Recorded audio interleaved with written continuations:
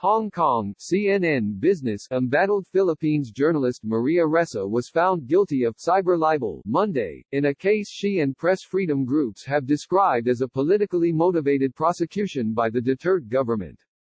Ressa was arrested early last year in the Manila offices of Rappler, the online news outlet she founded in 2012 and which has gained prominence for its unflinching coverage of President Rodrigo Duterte and his brutal war on drugs.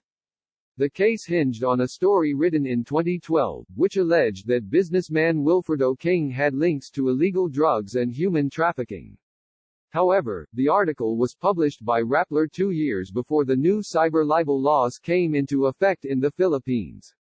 Prosecutors have argued that a correction made to the story after the law passed constituted a republication, and meant it could be considered as cyber libel. On Monday, the court found both Ressa and Rappler staffer Reynaldo Santos Jr., who wrote the story, guilty of the offense, according to her news organization.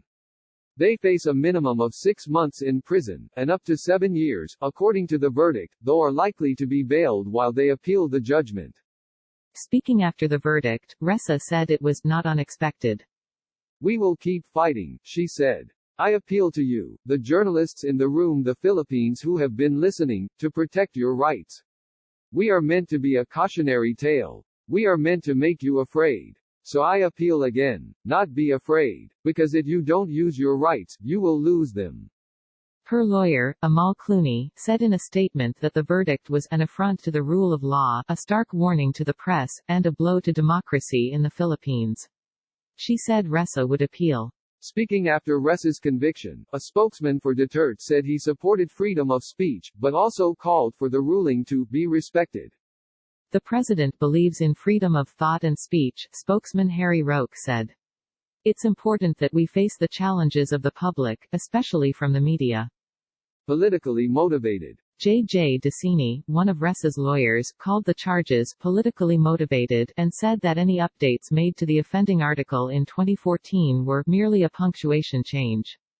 If the libel had been committed way back in 2012, a change in punctuation couldn't have republished that libel, Decini added. Rappler's extensive reporting on the Philippines under President Duterte has made the site, and its journalists, targets of his supporters.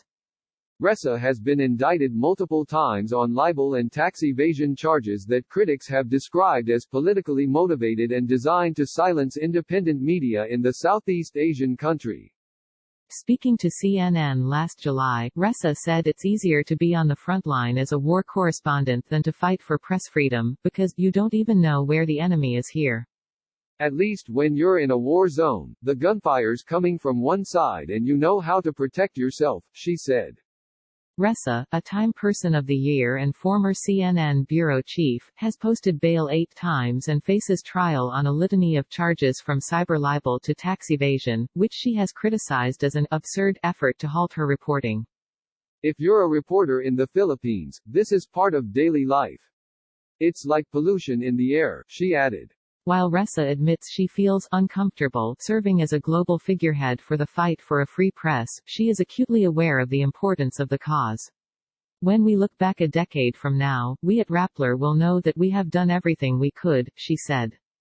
Threat to the media. Press freedom in the Philippines has deteriorated rapidly under Duterte, and the country now ranks 136th out of 180 countries on the Reporters Without Borders (RSF) Press Freedom Index. Last month, the country's largest broadcaster, ABS-CBN, which had also reported heavily on the deadly drug war, was forced off the air by a cease and desist order. In a statement, the Committee to Protect Journalists denounced the move and said it deprived the public of crucial news and information when they most need it. The group has also warned that a new anti-terror legislation threatens media freedom. Section 9 of the law criminalizes incitement to commit terrorism by mean of speeches, proclamations, writings, emblems, banners or other representations tending to the same end, and establishes new anti-terrorism courts specifically to hear cases under the law. President Duterte should come down on the side of press freedom and scrap the Anti-Terrorism Act of 2020, or at least modify the act to ensure that the media cannot be hit with bogus incitement charges, said Sean Crispin, CPJ's senior Southeast Asia representative. The legislation as written is a direct threat to journalists, and should be rejected.